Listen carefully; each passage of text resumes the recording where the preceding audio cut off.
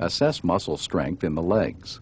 Relax. Test hip flexion by placing your hand on the patient's anterior thigh and providing resistance. Relax. Then test hip extension by placing your hand on the patient's posterior thigh and providing resistance. Push your thigh down against my hand. To test hip abduction, place your hands firmly on the table outside the patient's knees. Ask him to spread both legs against your hands.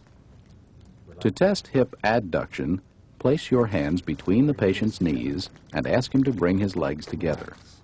Note the strength.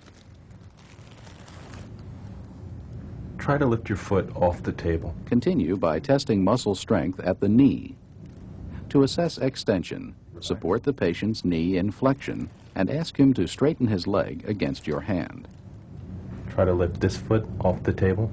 Note the strength and compare it with the other side. Relax.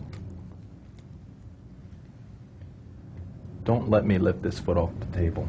To assess knee flexion, shift your hands, but leave the patient's leg flexed at the knee.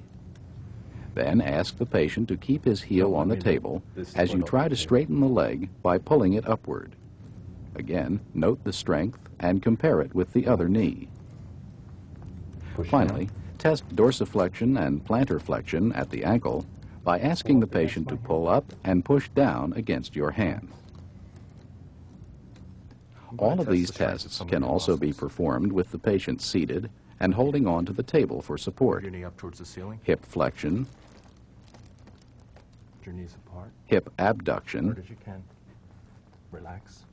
Your knees hip together. adduction, Hard as you can. Relax. knee extension,